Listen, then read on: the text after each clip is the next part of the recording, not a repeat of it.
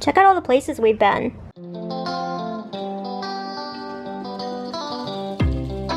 Los Angeles, Washington, D.C., Tacoma, Las Vegas, Waikiki. One of the things Andrew and I like to do is travel, and we get to do it as much as we can in terms of money and time.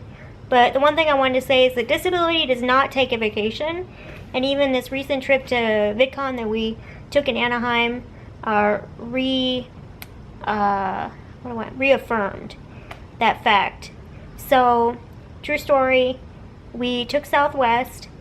Andrew uses a big power wheelchair, and it just so happened that I could see them loading it on the plane from the conveyor belt. Because it's so heavy, no one can lift it. They have to use like an elevator lift.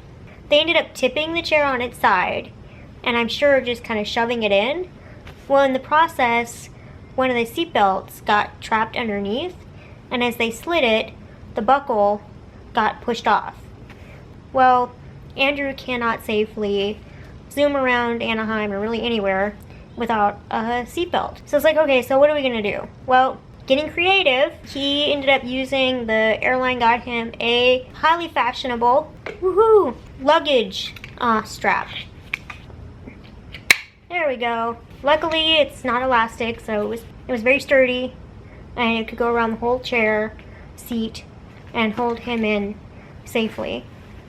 So the second thing, my portable oxygen concentrator crapped out. If you're not familiar with a portable oxygen concentrator, basically it's a machine that takes room air and then I guess must take out the hydrogen and just leave it to pure oxygen. Maybe you didn't know this. Fun fact.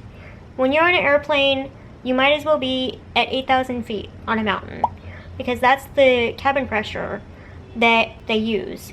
And you know, most average size healthy adults don't feel that difference in pressure, but for people like me with compromised lung issues, pulmonary problems, I do feel it. So for me, I'd say anything over like 1,500 feet, it gets harder for me to breathe.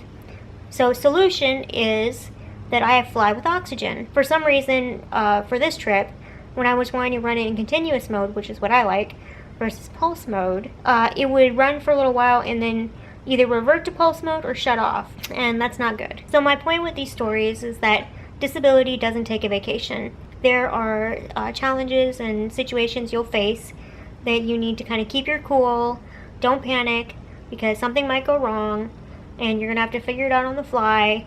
I have a ton of stories that I could share, but this video would end up being like an hour long. But, you know, don't let the unknown of what could happen hold you back from going out and exploring new places. You know, quite frankly, that's what society wants disabled people to do.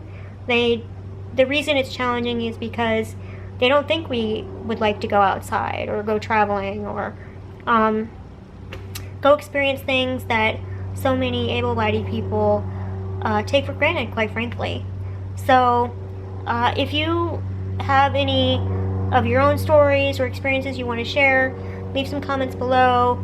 And my advice is that if you are going on a trip and you do have a disability, just prepare as early in advance as possible, so you can help, you know, mitigate maybe some things that might happen when you're away from home. So at any rate, if you like this video, please give it a thumbs up and subscribe for more adventures from Jody. Thanks guys, bye.